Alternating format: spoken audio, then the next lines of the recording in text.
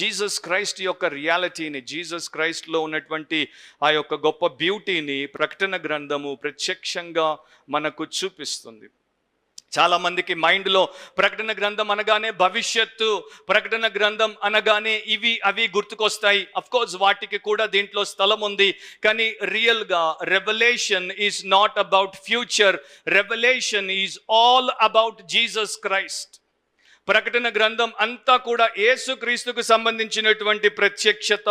దాన్ని మనము మొదట మిస్ అవుతే ప్రకటన గ్రంథాన్ని మనం ఎన్నిసార్లు చదివి ఎన్ని కామెంటరీలు రాసి ఎంతమందికి నేర్పినా కూడా మెయిన్ పర్సన్ని, మెయిన్ పాయింట్ని మిస్ అయిపోయి దేవుడి యొక్క దీవెనలో నుండి తొలగిపోతాం. బైబిల్లో మరలా మనకు నేర్పబడేటువంటి విషయాలు ఉన్నాయి. వచనాలు నేను చదవను, నేను చెప్తాను, మీరు నోట్ టేకర్స్ దాన్ని నోట్లో రాసుకొని తర్వాత మీరు చూసుకోండి. గలతీ 1:12 ప్రకారము యేసుక్రీస్తే ప్రత్యక్షతకు మూలము. అంటే he is the source of revolution. ఆయన బయలుపరిస్తేనే తప్ప ఏది మానవులకు బయలుపరచబడదు.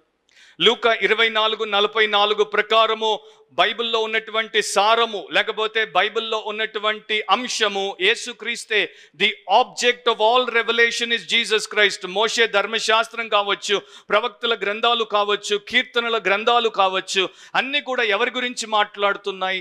యేసుక్రీస్తుని గురించి మాట్లాడుతున్నాయి. అండ్ ఆ తర్వాత యోహాను 1:18 ప్రకారము ఏ మనిషి అన్నడును దేవుడిని చూడలేదు. దేవుడిని మానవుడు తెలుసుకోవాలంటే, ప్రత్యక్షంగా తెలుసుకోవాలంటే ఆయన రొమ్మున ఆనుకొని ఉన్నటువంటి అద్వితీయ కుమారుడైనటువంటి యేసుక్రీస్తు ద్వారానే అది సాధ్యము. సో యేసు యొక్క నరావతారము ఆ దేవుడిని మానవుడికి ప్రత్యక్షపరిచింది. కనుక యేసే ఆ రెవల్యూషన్ యొక్క key actor, main actor.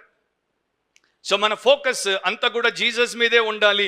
Jesus మీద నుండి మీరు ఎప్పుడు కూడా కన్నులు మరల్చకూడదు. మరొక చిల్లర విషయం మీద మీ కనుదృష్టిని పెట్టకూడదు.